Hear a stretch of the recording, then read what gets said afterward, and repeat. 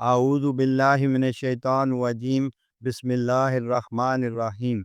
حضرت ابو قتادہ انصاری رضی اللہ تعالی عنہ سے روایت ہے کہ رسول اللہ صلی اللہ علیہ وسلم حضرت امامہ رضی اللہ تعالی عنہ کو اٹھائے ہوئے نماز پڑھ لیتے تھے، جو آپ کی لخت جگر حضرت زینب رضی اللہ تعالی عنہ اور حضرت ابو العاص بن ربیعہ بن عبد شمس رضی اللہ تعالی عنہ کی بیٹی تھی۔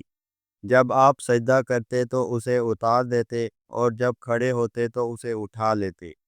صحیح بخاری حدیث نمبر 516۔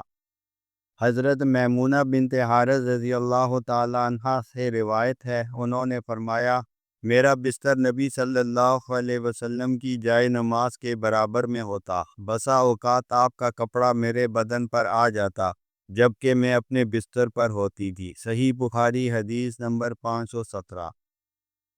حضرت میمونہ رضی اللہ تعالی عنہ ہی سے روایت ہے، آپ فرماتی ہیں، نبی صلی اللہ علیہ وسلم اس طرح نماز پڑھتے تھے کہ میں آپ کے برابر سوئی ہوتی۔ جب آپ سجدے میں جاتے تو آپ کا کپڑا میرے جسم پر آ جاتا جبکہ میں بحالت حیض ہوتی تھی۔ صحیح بخاری حدیث نمبر 518۔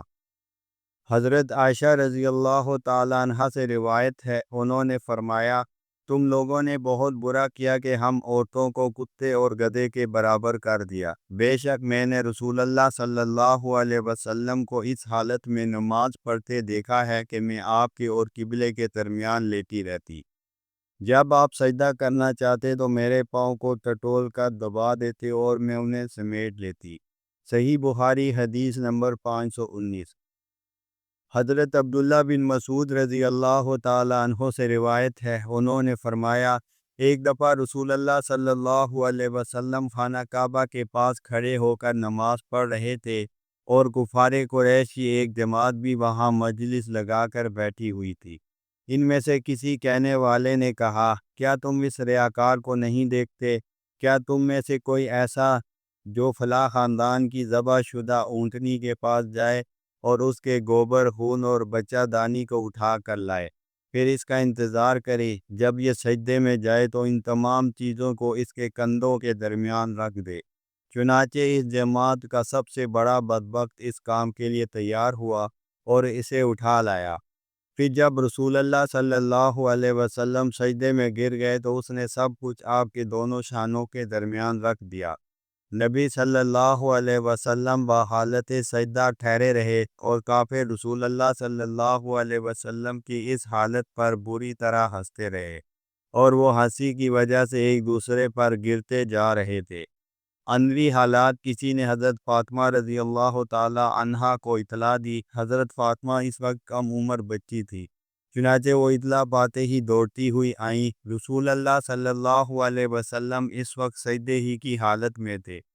حضرت فاطمہ نے یہ تمام چیزیں رسول اللہ کے کندھوں سے دور کر دی، پھر کفار کی طرف رخ کر کے انہیں سخت برا بھلا کہا۔ جب رسول اللہ صلی اللہ علیہ وسلم نماز سے فارغ ہو گئے تو آپ نے ان کے خلاف بائیں الفاظ بددعا کی، اے اللہ، قریش کو اپنی گرفت میں لے لے۔ پھر آپ نے نام بنام بائیں الفاظ بددعا فرمائی، اے اللہ، عمر بن حشام، ابو جہل، عتبہ بن ربیعہ، شیبہ بن ربیعہ، ولید بن عتبہ، امیہ بن خلف، عقبہ بن ابی معیط اور عمارہ بن ولید کو اپنی گرفت میں لے لے۔ حضرت عبداللہ بن مسعود رضی اللہ تعالیٰ عنہ فرماتے ہیں، اللہ کی قسم، میں نے ان نامزد تمام لوگوں کو غزوہ بدر والے دن مردہ حالت میں گرے پڑے دیکھا، پھر ان کی لاشوں کو کھینچ کر بدر کے گندے کنویں میں ڈال دیا گیا۔ رسول اللہ صلی اللہ علیہ وسلم نے ان کے متعلق فرمایا، جو لوگ بدر کے کنویں میں ڈالے گئے ہیں ان پر اللہ کی لعنت مسلط کر دی گئی ہے۔ صحیح بخاری حدیث نمبر 520۔